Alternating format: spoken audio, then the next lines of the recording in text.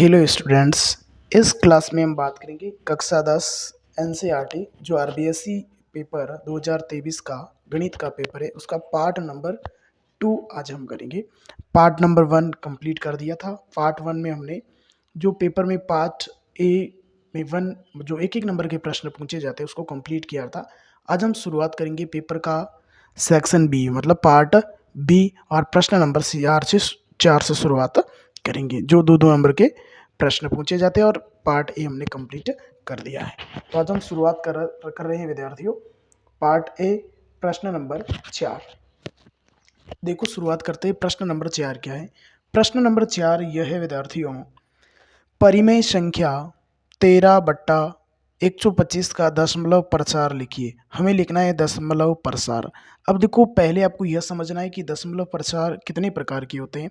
तो दशमलव प्रसार विद्यार्थियों दो प्रकार के होते हैं। कितने प्रकार के होते हैं? दो प्रकार के होते हैं। एक होता है आपका शांत दशमलव और दूसरा जो दशमलव होता है विद्यार्थियों वह होता है आपका अशांत दशमलव।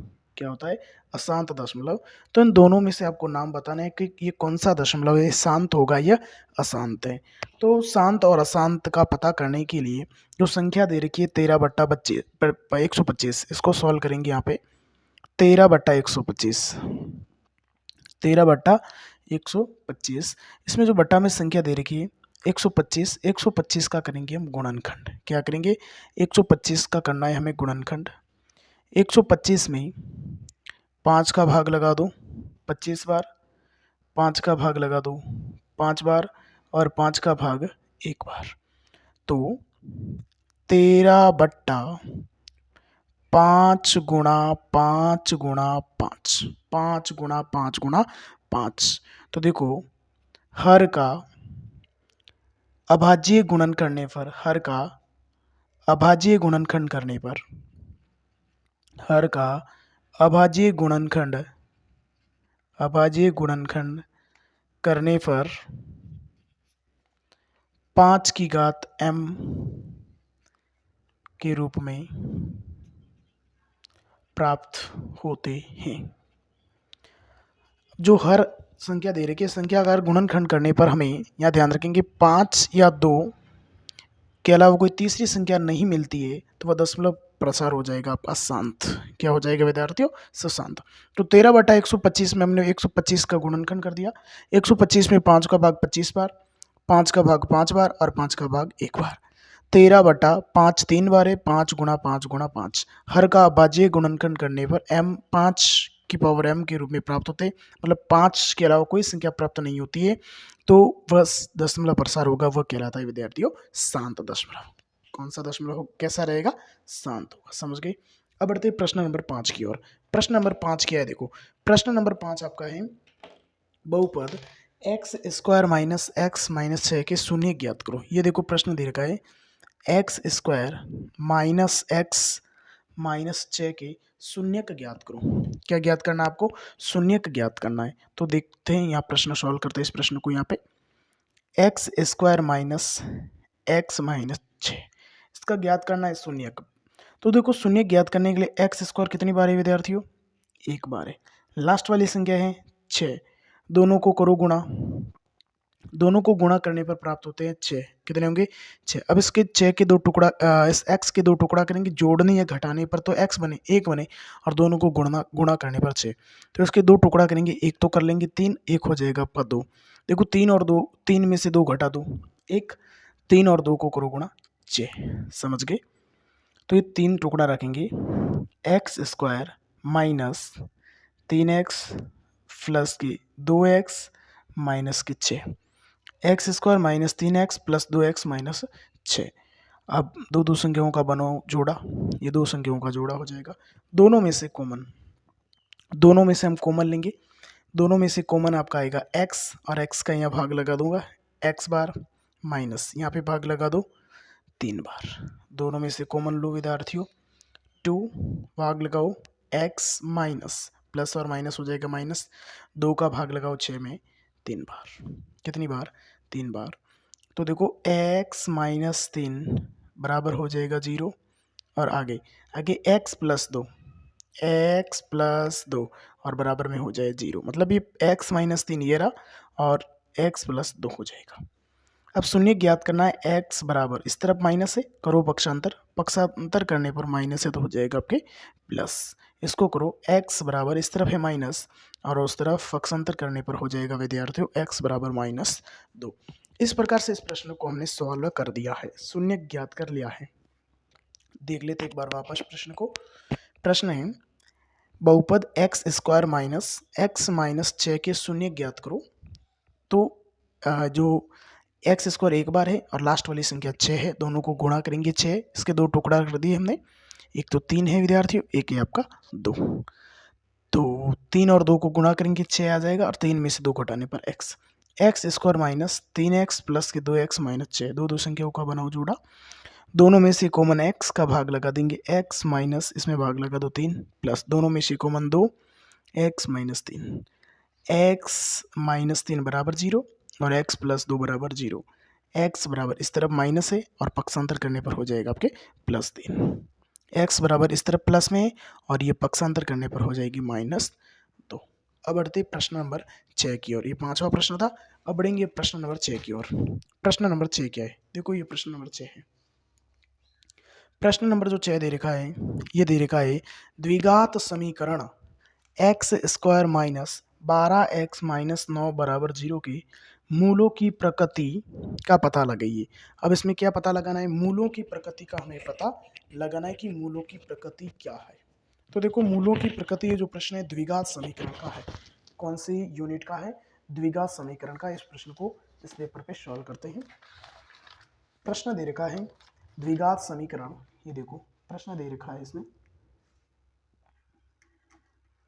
प्रश्न जो दे रखा है, प्रश्न है 4x square minus 12x minus 9, ये मूलों की प्रकृति ज्ञात करनी है। क्या ज्ञात करने इसमें? मूलों की प्रकृति। तो देखो मूलों की प्रकृति ज्ञात करनी है तो सूत्र आपका हो जाएगा d बराबर b स्क्वायर माइनस 4ac,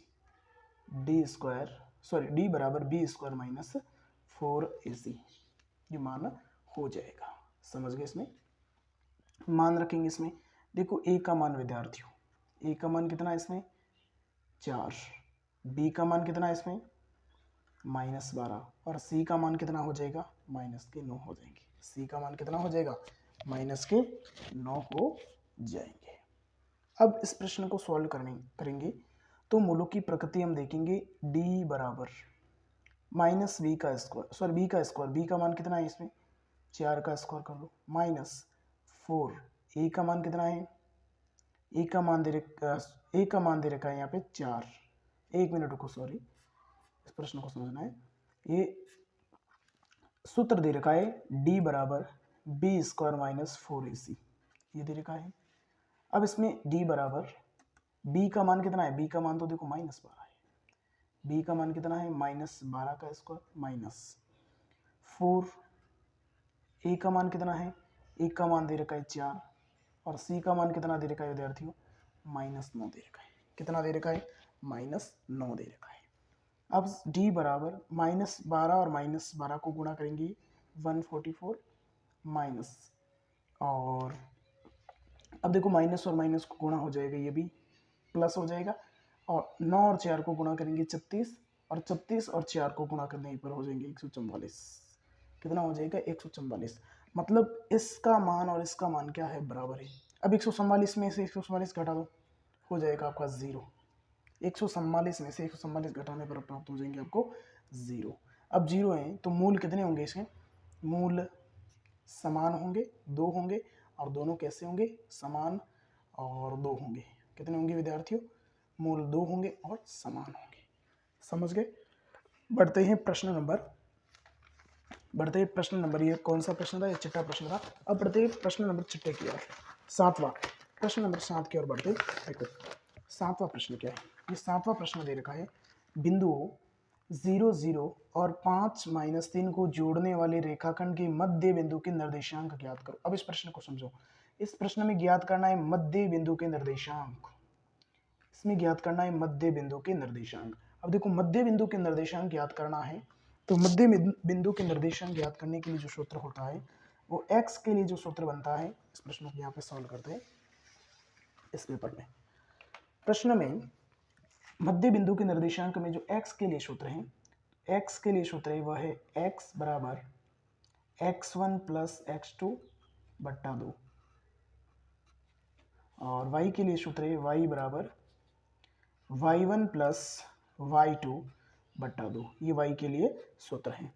अब इसमें आपको प्रश्न दे रखा है बिंदुओं 0 0, बिंदु दे रखे हैं, एक तो 0 0 है और आगे दे रखा है 5 माइनस 3 को जोड़ने वाले रेखाखंड को, किस रेखाखंड को मध्य बिंदु के निर्देशांक ज्ञात कीजिए।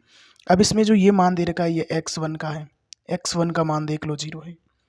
ये पहले जो मान दे रखा है वो y1 का मान है 0, ये जो मान है वो x2 का है 5, और ये मान दे रखा है वो है y2 का मान दे रखा है -3।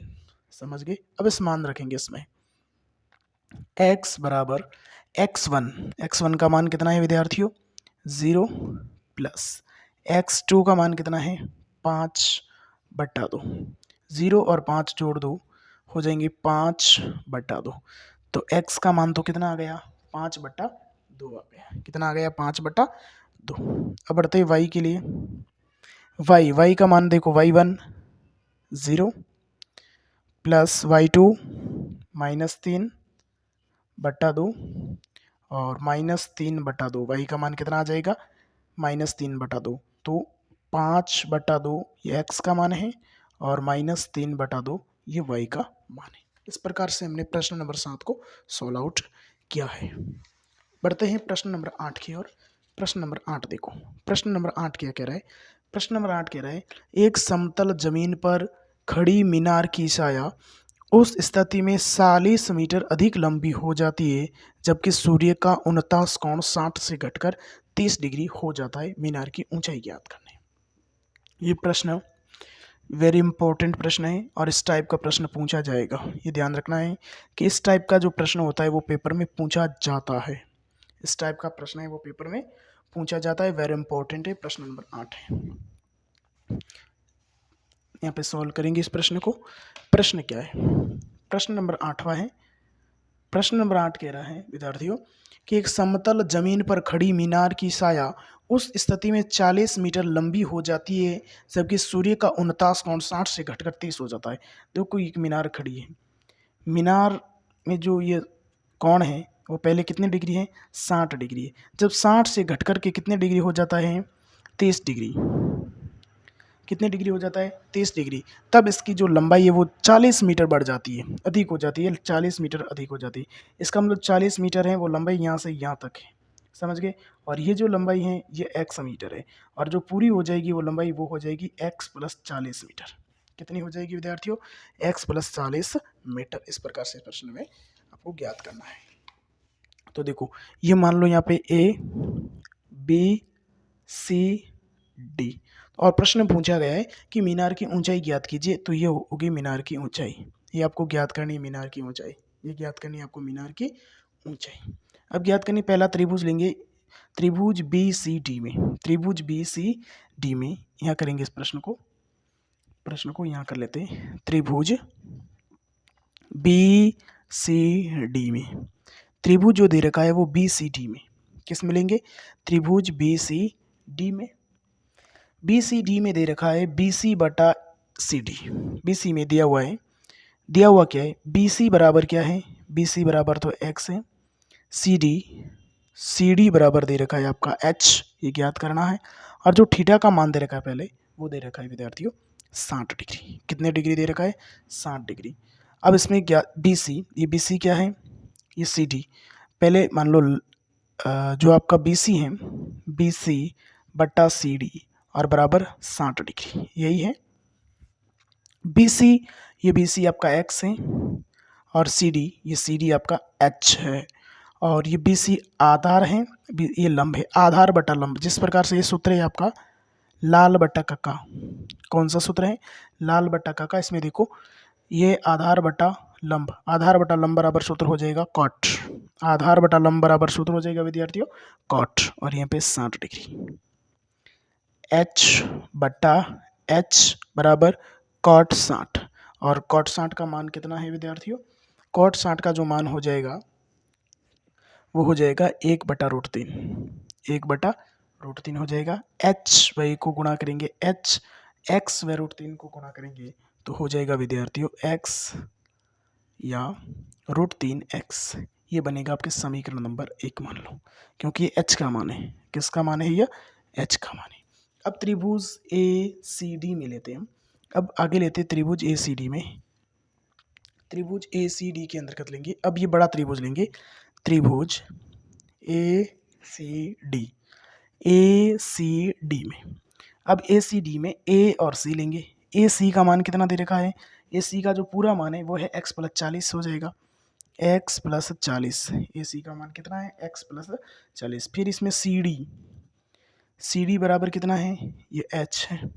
CD बराबर क्या है? h है। और इसमें थीटा का मान कितना दे रखा है विद्यार्थियों? ये 30 डिग्री है। कितने डिग्री है? 30 डिग्री। अब देखो यह है AC बटा CD और बराबर हो जाएगा 30 डिग्री, बराबर हो जाएगा 30 डिग्री। AC क्या है?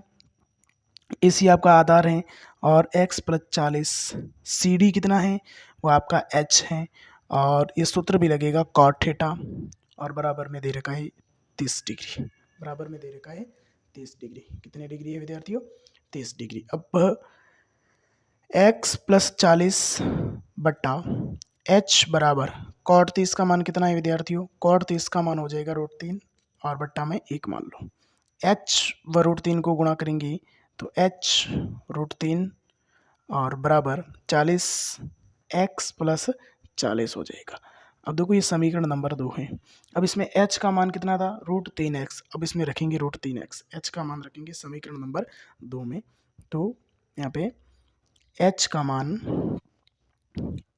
मान समीकरण नंबर 2 में रखने पर, h का मान समीकरण नंबर 2 में रखने पर, h का मान समीकरण नंबर 2 में रखेंगे। और h का मान समीकरण नंबर 2 में क्या है विद्यार्थियों? देखो यह h है, समीकरण नंबर 2 ये रहा, h √3 बराबर x + 40। h का मान कितना है? √3x, इसमें रखो तो √3x गुणा ये रहा √3 बराबर x + 40, बराबर हो जाएगा x + 40। अब देखो इसमें √3 और √3 को गुणा करो विद्यार्थियों तो हो जाएगा 3 और ये रहा x बराबर x + 40, बराबर x + 40। अब ये है 3x बराबर x + 40। 3x बराबर x उस तरफ प्लस में पक्षांतर करने पर हो जाएगा आपका माइनस, बराबर 40। 3x में से एक x घटा दो, 2x बराबर 40 और x बराबर 40/2। 2 का भाग लगाने पर विद्यार्थियों 20। 2 का अगर भाग लगाएंगे इसमें तो कितना आ जाएगा? x का मान आ जाएगा 40 और x का मान 40 है। हमें ज्ञात करनी थी ऊंचाई, ऊंचाई को हमने h मान रखा है तो ये देखो h का मान √3x है। ऊंचाई को हमने मान रखा था h बराबर √3x और x का मान 20 आया तो हमारा जो आंसर हो जाएगा वो हो जाएगा 20√3। अतः मीनार की ऊंचाई कितनी है विद्यार्थियों? मीनार की जो ऊंचाई है वो हो जाएगी आपकी 20√3। समझ गए इस प्रश्न को? ये प्रश्न नंबर था आपका, ये प्रश्न नंबर था विद्यार्थियों, प्रश्न नंबर 8 था। समझ गए इस प्रश्न को? ये प्रश्न वेरी इंपॉर्टेंट है, उस टाइप का प्रश्न पूछा जाता है, आपको ध्यान रखना है। अब बढ़ते प्रश्न नंबर 9 देखो। अब प्रश्न नंबर 9 की ओर बढ़ो। प्रश्न नंबर 9 क्या है? प्रश्न नंबर जो 9 दे रखा है यह है 6 सेंटीमीटर भुजा के नाप वाले एक समद्विबाहु त्रिभुज की रचना कीजिए और फिर एक अन्य त्रिभुज की रचना कीजिए जिसकी भुजाएं दिए हुए त्रिभुज की संगत भुजाओं की 2/3 गुनी है। अब देखो ये प्रश्न जो है, ये जो प्रश्न पूछा गया है 2 नंबर का, ये रचनाएं प्रश्नावली में से, किस टाइप की प्रश्न, कौन सी प्रश्नावली में से? रचनाएं प्रश्नावली में से पूछा गया है। तो इस बार जो पाठ्यक्रम है 2023-24 का जो पाठ्यक्रम है, इस पाठ्यक्रम में यह जो प्रश्नावली है हटाई गई है। क्या किया गया है? इस प्रश्नावली को हटाई गई है। इस कारण इस प्रश्न को हम सॉल्व नहीं करेंगे, क्योंकि इस प्रश्न है ही नहीं प्रश्नावली कोर्स में, तो इस प्रश्न को सॉल्व नहीं करेंगे। समझ गए? बढ़ते प्रश्न नंबर 10 की ओर। प्रश्न नंबर 10 क्या है? प्रश्न नंबर आपका 10 है 4 सेंटीमीटर त्रिज्या के एक वृत्त पर 2 ऐसी स्पर्श रेखाएं खींचिए जो एक दूसरे के समांतर हो। अब इस प्रश्न को, ये जो प्रश्नावली रचना में भी हैं और ये व्रत है तो व्रत प्रश्नावली है। इस प्रश्न को करेंगे और इसमें व्रत पर स्पर्श रेखाएं खींचनी है आपको, क्या करनी है, और दोनों समांतर है मतलब एक दूसरे के बराबर है। तो 4 सेंटीमीटर त्रिज्या का एक व्रत बनाना है। तो सबसे पहले क्या करना है, 4 सेंटीमीटर का आपको एक व्रत बनाना है। देखो 4 सेंटीमीटर का क्या करना है, व्रत बनाना है। और व्रत बना करके ये 4 सेंटीमीटर है, ये आपको व्यास भरना है। यहाँ पे दोनों तरफ स्पर्श रेखा की रचना करनी है। तो आप ये आदि त्रिज्या और ये केंद्र हो जाएगा वृत्त का। सबसे पहले हमने प्रकार की सहायता से 4 सेंटीमीटर त्रिज्या भर के एक वृत्त बनाया। फिर क्या करना है कि इस पॉइंट से हमें इससे सांप काटना है। क्या करना है, कुछ सांप कटेंगे, ये वाला ये सांप कट जाएगा। फिर ये दूरी भरेंगे हम, यहाँ पे सांप कटेंगे तो ये कटेगा। फिर यहाँ से एक सांप और कटेगा, ये हो जाएगा। फिर वो की वो दूरी यहाँ पॉइंट रखेंगे और यहाँ सांप कट देंगे। फिर ये पॉइंट रखेंगे इस पर और यहाँ से एक सांप कटेगा। फिर इस लाइन को हम मिला देंगे, ये वाली लाइन इस प्रकार सीधी मिलेगी। और ये का ये फॉर्मूला इस तरफ ही करना है। इसको एक सांप काटेंगे, फिर ये दूरी रखेंगे, यहाँ सांप कटेगा, यहाँ रखेंगे, ये हो जाएगा। यहाँ से ऊपर कटेगा, यहाँ से ऊपर कटेगा, इस लाइन को मिला देंगे और ये एक हो जाएगा 4 सेंटीमीटर त्रिज्या के वृत्त पर 2 स्पर्शिका, एक ये स्पर्शिका है और ये दूसरी स्पर्शिका। ये भी प्रश्न वेरी इंपॉर्टेंट है और आपको प्रकार पेंसिल की सहायता से इस प्रश्न को सॉल्व करना है। अब बढ़ते हैं प्रश्न नंबर 11 की ओर। प्रश्न नंबर 11 की ओर बढ़ते देखते हैं 11 नंबर प्रश्न क्या है। 11 नंबर प्रश्न क्या है, 11 नंबर प्रश्न देखो, प्रश्न दे रखा है यदि 2 समरूप त्रिभुज के क्षेत्रफल बराबर हैं। प्रश्न कह रहा है कि यदि 2 समरूप त्रिभुजों के क्षेत्रफल बराबर हो तो सिद्ध कीजिए कि दोनों त्रिभुज हैं वो सर्वांग सम होते हैं। अगर क्षेत्रफल बराबर है तो दोनों सर्वांग सम होते हैं, ये आपको सिद्ध करना है। ये प्रश्न क्या करना है, आपको सिद्ध करना है। तो देखो इस प्रश्न को सॉल्व करते हैं आप इस पेज पे। प्रश्न नया पेज लेते हैं, इस प्रश्न को सॉल्व करने के लिए हम ये प्रश्न नया पेज लेंगे हम। प्रश्न है आपका कि 2 त्रिभुजों के क्षेत्रफल बराबर है तो सिद्ध कीजिए कि त्रिभुज जो सर्वांग सम होते हैं। ये कह रहा है ये वाला प्रश्न। तो इस पर सॉल्व करते हैं। तो प्रश्न हम देखो दे रखा है 2 त्रिभुज, 2 त्रिभुज मान लो, एक आपका एक मानना है ए, एक मान लो बी और ये हो जाएगा सी। ये पहला त्रिभुज है और दोनों त्रिभुज क्या है आपस में क्षेत्रफल बराबर है, एरिया बराबर है। दूसरा त्रिभुज हो जाएगा ये वाला P Q R, P Q R. अब इसमें दिया हुआ क्या है विद्यार्थियों, इसमें दिया हुआ क्या है, इसमें दिया हुआ यह है कि पहले का क्षेत्रफल त्रिभुज ए बी सी, त्रिभुज ए बी सी, और इसका जो एरिया है वो त्रिभुज पी क्यू आर के बराबर है, पी क्यू के आर के बराबर है। ये दोनों त्रिभुज दिया हुआ है कि त्रिभुज ए बी सी और त्रिभुज पी क्यू, ये दोनों का जो एरिया है विद्यार्थियों, ये एरिया है वो क्या है, आपस में बराबर है। ये तो सर्वांग सम लिखे हमने और इसका जो एरिया है वो एरिया क्या है विद्यार्थियों, बराबर है। एरिया त्रिभुज ए बी सी का और त्रिभुज पी क्यू आर का। यहाँ तक समझ में आ गया मेरे हिसाब से कि ए बी सी का और पी क्यू आर दोनों बराबर है। अब इसमें सिद्ध क्या करना है विद्यार्थियों, अब इसमें सिद्ध ये करना है, इसमें सिद्ध क्या करना है, देखो यहाँ लिखेंगे सिद्ध क्या करना है, यहाँ पे लिखेंगे पहला पॉइंट हमें दिया हुआ लिखना है और दूसरा जो पॉइंट हम कर रहे हैं वो करना है सिद्ध करना। सिद्ध ये करना है कि त्रिभुज ए बी सी, त्रिभुज ए बी सी और त्रिभुज पी क्यू आर, त्रिभुज पी क्यू आर दोनों क्या है, सर्वांग सम है। ये हमें सिद्ध करना है, समझ गए। अगर सर्वांग सम है तो देखो ए भी भुजा बराबर होगी पी क्यू के, ए भी भुजा होगी पी क्यू के, बी सी बराबर होगी क्यू आर के और ए सी बराबर हो जाएगी पी आर के बराबर। तो ये भी इसमें लिखेंगे हम, इसमें लिखना है बस ए बी भुजा बराबर होगी पी क्यू के व बी सी बराबर होगी आपके क्यू आर के व ए सी बराबर हो जाएगी आपके पी आर के, ए सी बराबर हो जाएगी आपके पी आर की। ये ध्यान रखना है, ए बी बराबर हो जाएगा आपके पी क्यू, बी सी बराबर हो जाएगा आपके क्यू आर और ए सी बराबर हो जाएगा आपके पी आर। ए सी बराबर हो जाएगा विद्यार्थियों आपके पी आर, समझ गए। अब प्रमेय क्या कहता है, अब हम बढ़ते प्रमेय की ओर। लास्ट पहला पॉइंट दिया हुआ, दूसरा हमने सिद्ध करना, तीसरा हम बढ़ रहे प्रमेय 6.6 से। प्रमेय जो 6.6 कहता है कि अगर एरिया बराबर है, दो त्रिभुज है, त्रिभुज ए बी सी का एरिया बट्टा त्रिभुज का पी क्यू आर का एरिया, पी क्यू आर का एरिया बराबर है तो उसकी भुजा भी बराबर होती। कौन कौन सी भुजा? ए बी और पी क्यू का वर्ग भी बराबर होता है। ए बी का बटा पी क्यू का जो होता है इसका भुजा का वर्ग बराबर होता है, ये प्रमेय कहता है। समझ गए? समझ गए कि नहीं? अब समीकरण एक इसका नाम रखेंगे, लेंगे ये समीकरण, इसमें मान रखेंगे। क्या रखेंगे? समीकरण नंबर एक इसको नाम दे देंगे। यहाँ तक आप समझ गए होंगे मेरे हिसाब से। अब इसमें क्या करेंगे? एरिया ये, तो एरिया जो बराबर है, एरिया ये तो बराबर है ना। अब इसमें मान रखेंगे, इसकी जगह बराबर है तो एक मान लेते हैं। अब इसकी जगह मान रखो बराबर है, तो एक का स्क्वायर और बराबर में हो जाएगा पी बी बट्टा पी क्यू, पी बी बटा सॉरी ए बी बटा पी क्यू का स्क्वायर हो जाएगा। समझ गए? और सॉल्व करेंगे, तिरछा गुणा हो जाएगा तो हो जाएगा ए बी बटा पी क्यू, ए बी बटा पी क्यू आपस में बराबर है।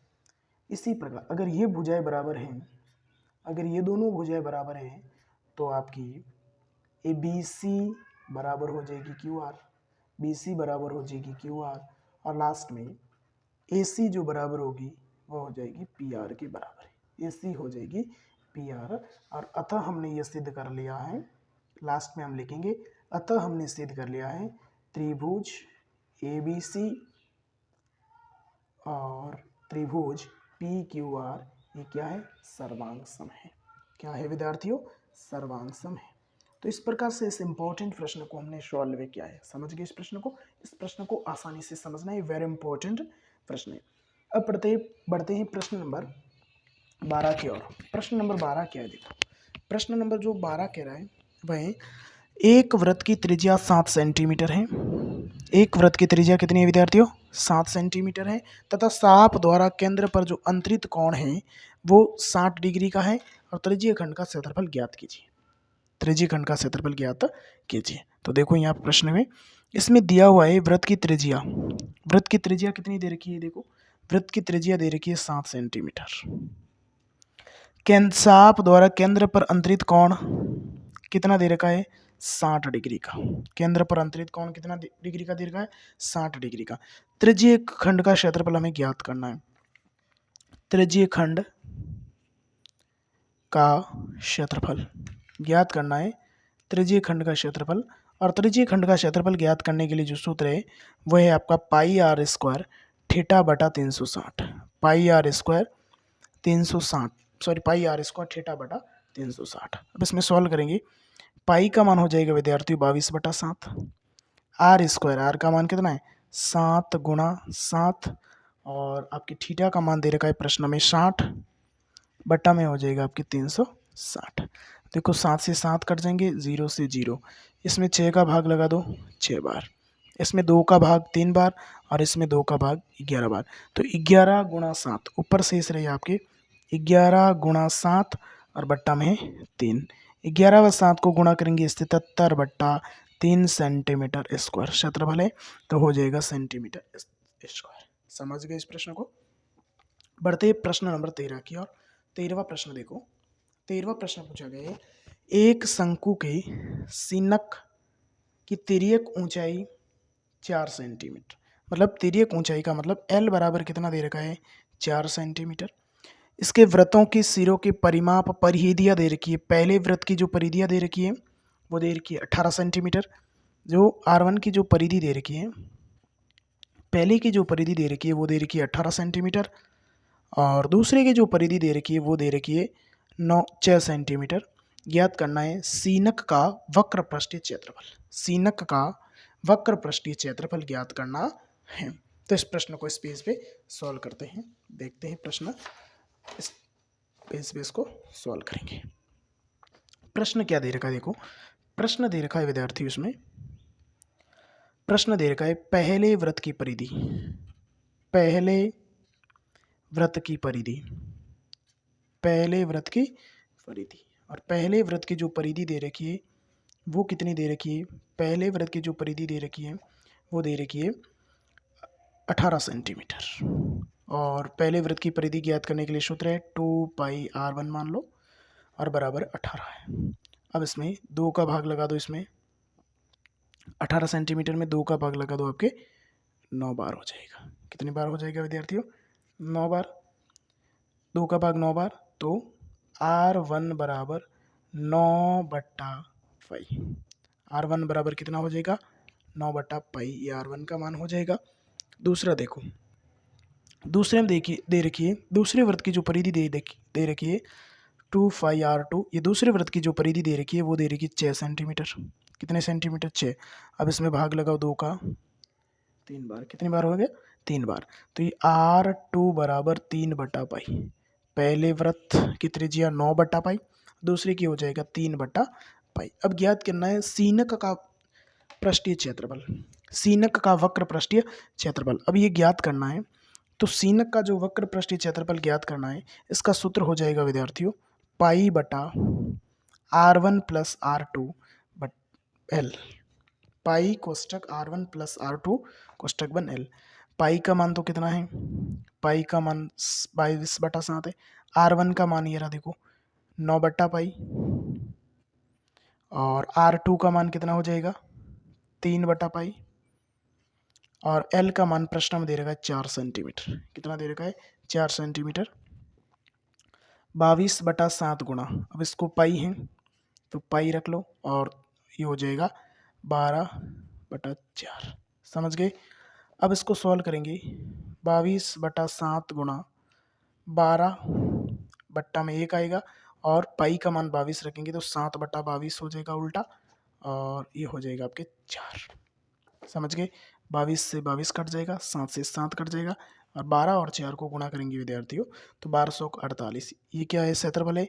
तो 48 सेंटीमीटर स्क्वायर सीनक का वक्र पृष्ठीय क्षेत्रफल हो जाएगा 48 सेंटीमीटर स्क्वायर। 48 सेंटीमीटर स्क्वायर हो जाएगा। अब बढ़ते हैं प्रश्न नंबर 14 की ओर। ये 13वां प्रश्न था, सॉल्व किया। अब बढ़ते हैं प्रश्न नंबर 14 की ओर, और 14 नंबर जो प्रश्न वेरी इंपॉर्टेंट लगा दो इस प्रश्न को। ये प्रश्न वेरी मोस्ट है, ये पूछा जाएगा, वापस पूछा जाता है, कई बार रिपीटेड क्वेश्चन है, कई बार रिपीट हुआ ये प्रश्न। प्रश्न यह है, इसमें दो घनों, जिसमें दो घन दे रखे हैं, जिनमें से प्रत्येक का आयतन दे रखा है 64 सेंटीमीटर क्यूब है।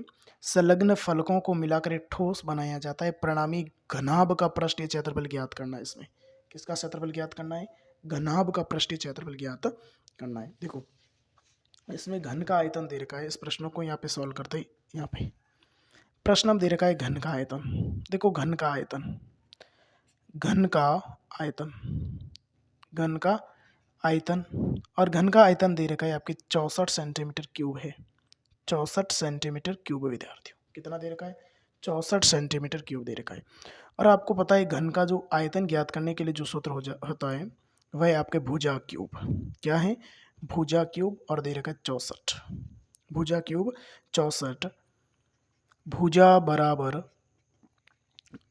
रूट क्यूब 64, और अगर करेंगे घनमूल, 64 का जो घनमूल होगा विद्यार्थी वो कितना होगा? 4 सेंटीमीटर हो जाएगा। अब भुजा कितनी है? 4 सेंटीमीटर है। भुजा कितनी है? 4। अब इसको 2 को पास पास रखेंगे घन, जैसे ये आपका 2 घन है, ये जैसे घन है, अगर इसको मैं 2 को पास पास रखूँ तो फिर ये घनाभ आकृति बन जाएगा। किसकी आकृति बनेगी? यह घनाभ की आकृति बनेगी। तो घना में देखो लंबाई कितनी हो जाएगी? ये भी 4 है और ये भी 4, तो लंबाई आपकी 8 सेंटीमीटर हो जाएगी। लंबाई कितनी हो जाएगी विद्यार्थियों? 8 सेंटीमीटर हो जाएगी। अब चौड़ाई तो ये रहेगी, ऊंचाई और चौड़ाई तो 4 सेंटीमीटर की, चौड़ाई भी कितनी है? 4 सेंटीमीटर। ऊंचाई भी कितनी रहेगी विद्यार्थियों? 4 सेंटीमीटर। अब ज्ञात करना है प्रश्न में ज्ञात करना था, देखो घनाभ का पृष्ठीय क्षेत्रफल ज्ञात क्या करना था? घनाभ का पृष्ठीय क्षेत्रफल। और घनाभ का पृष्ठीय क्षेत्रफल ज्ञात करने के लिए सूत्र क्या है? घनाभ का पृष्ठीय क्षेत्रफल, घनाभ का पृष्ठीय क्षेत्रफल ज्ञात करने के लिए सूत्र है विद्यार्थियों 2 कोष्टक लंबाई गुणा चौड़ाई प्लस लंबाई गुणा चौड़ाई प्लस चौड़ाई गुणा ऊंचाई, चौड़ाई गुणा ऊंचाई प्लस ऊंचाई गुणा लंबाई, ऊंचाई गुणा लंबाई। देखो 2 कोष्टक लंबाई गुणा चौड़ाई, लंबाई और चौड़ाई को गुणा करेंगे। लंबाई और चौड़ाई को गुणा करने पर लंबाई कितनी है? लंबाई 8 दे रखी है, और चौड़ाई हो जाएगी 4। चौड़ाई 4, ऊंचाई 4, ऊंचाई 4 और लंबाई हो जाएगी 8। अब देखो इस प्रश्न में 2 कोष्टक 8 4 गुणा करेंगे 32, 4 और 4 को गुणा करने पर हो जाएगा 16, और 4 और 8 को गुणा करेंगे तो हो जाएगा 32। 2 कोष्टक 32 और 32 को करो 48, 48 और 16 जोड़ दो, 48 और 16 को जोड़ने पर हो जाएंगे विद्यार्थियों आपके, देखो ये 32 और इसमें हो जाएंगे, 1 मिनट जोड़ो, 48 और 16 जोड़ दो, 16 जोड़ने पर 12 14 15 असल 1, इसमें कितना हो जाएगा, 2 जोड़ेंगे 14 और हो जाएगा 64, कितना हो जाएगा 64, और 2 को गुणा करेंगे 8 और 12 128 सेंटीमीटर स्क्वायर हो जाएगा, 128 सेंटीमीटर स्क्वायर आपका आंसर हो जाएगा। इस प्रकार से इस प्रश्न को हमने कंप्लीट किया है, और ये प्रश्न वेरी इंपॉर्टेंट है। ये जो प्रश्न पूछा गया है 14वां प्रश्न, ये प्रश्न वेरी इंपॉर्टेंट है। अब बढ़ते हैं प्रश्न नंबर 15 की ओर। 15 प्रश्न है, निम्न बारंबारता बंटन का माध्य ज्ञात करो। निम्न जो बारंबारता बंटन है, इस बारंबारता बंटन का आपको क्या ज्ञात करना है, माध्य ज्ञात करना है। अब माध्य ज्ञात करने में देखो ये x दे रखा है और f दे रखा है, तो आप तीसरा कॉलम जो ज्ञात करेंगे वो होगा आपका fx, x1 और fi करेंगे, सॉरी। तो इसमें क्या करेंगे, इन दोनों को गुणा करना है, 3 और 2, 2 और 1 को गुणा कर दो, 2 हो जाएगा। ये एक अलग टेबल बन जाएगी आपकी इस तरफ से, ये अलग टेबल बन जाएगी। ये देखो 4 और 2 को गुणा करो 8, 3 और 5 को गुणा करेंगे 15, 4 और 4 को गुणा करो 16, 5 और 2 को गुणा करूँगा 10, और 6 और 2 को गुणा करूँगा विद्यार्थियों 12। अब इसको टोटल ऐप की टोटल करनी है, यहाँ पे ऐप की टोटल करनी है। यहाँ पे टोटल 2 और 4 6, 5 11, 4 15, 17 19, वापस जोड़ दें 2 और 4 6, 6 और 5 11, 11 और 4 15, 15 और 2 17, 17 और 2 19 हो जाएंगे। कितने हो जाएंगे विद्यार्थियों, 19। अब इसकी टोटल करो, 12 और 10 32, 22, सॉरी 22, 22 से 38, 38 और ये हो जाएंगे आपके 53, 53 और 8 61 और 2 63, कितना हो जाएंगे 63। अब आपको ज्ञात करना है माध्य। माध्य ज्ञात करने के लिए सिग्मा एफ आई एक्स आई बटा सिग्मा एफ आई हो जाएगा। और एक बार वापस इसको टोटल कर लेता हूँ मैं, 12 और 10 हो जाएंगे आपके 22, 22 और 6 28 और 10 38, 38 और 48 और 5 53, 53 और 8 61 और 2 63 बराबर है और 19। तो देखो 63 बटा ये 19 है। एक बार वापस 2 और 2 4, 4 4 8, 8 और 5 13, 13 और 4 17 और 2 19, ये हो जाएगा 63 बटा 19, 63 बटा 19 हो जाएगा विद्यार्थियों। कितना हो जाएगा 63 बटा 19। इस प्रकार से हमने 15वें प्रश्न को कंप्लीट किया है। अब बढ़ते हैं प्रश्न नंबर 16 की ओर। प्रश्न नंबर 16 देखो, प्रश्न नंबर 16, एक डिब्बे में 8 लाल कंसे, देखो लाल कंसे दे रखा है, लाल कंसे, और लाल कंसे कितने दे रखे विद्यार्थियों 8। सफेद कंसे, सफेद कंसे कितने दे रखे हैं, सफेद जो कंसे दे रखे वो कितने दे रखे 5। हरे कंसे कितने दे रखे हैं, हरे कंसे वो दे रखे 2। और इस डिब्बे में से एक कंसा यादृच्छिक निकाला जाता है, इसकी क्या प्रायिकता है कि निकाला गया कंसा। तो टोटल देखो कंसे कितने हो गए, 8 और 5 13, 13 और 2 15 हो गए। अब प्रश्न नंबर 1, लाल है। अब लाल कितने हैं, देखो लाल 8 हैं तो 8, टोटल कितने हो जाएंगे विद्यार्थियों 15, 8 बटा 15। हरा नहीं है, देखो 2 तो हरे, हरे कितने नहीं है, ये टोटल हरे नहीं है ना, 8 5 13, ये हरे नहीं है और टोटल हो जाएगा 15। इस प्रकार से हमने प्रश्न नंबर 16 को कंप्लीट कर दिया है। तो देखो विद्यार्थियों, इस क्लास में हमने कक्षा 10 का जो गणित का पेपर था 2023 का, उसमें जो खंड बी है पार्ट सी के जो प्रश्न है, प्रश्न नंबर हमने शुरुआत की है, इसमें हमने शुरुआत की देखो 4 से, इसमें विद्यार्थियों शुरुआत की प्रश्न नंबर 4 से। खंड ब देखो, एक बार वापस दिखा देता हूँ, उसमें खंड ब और सेक्शन बी से हमने शुरुआत की है, प्रश्न नंबर 4 से लेकर के प्रश्न नंबर 16 तक हमने इसमें कंप्लीट किया है। और अगली क्लास में हम खंड सी को कंप्लीट करने की कोशिश करेंगे। तो आपको खंड ब है, इसको अच्छी तरह से कवर करना है। अगर किसी भी विद्यार्थी को कोई प्रश्न समझ में नहीं आता है तो वो कमेंट बॉक्स में कमेंट कर सकता है और हम कोशिश करेंगे उसको जवाब देने की, और प्रश्न हो तो प्रश्न सॉल्व करने की कोशिश करेंगे। आगे की क्लास में हम खंड सी को लेकर अध्ययन करेंगे। थैंक यू, धन्यवाद।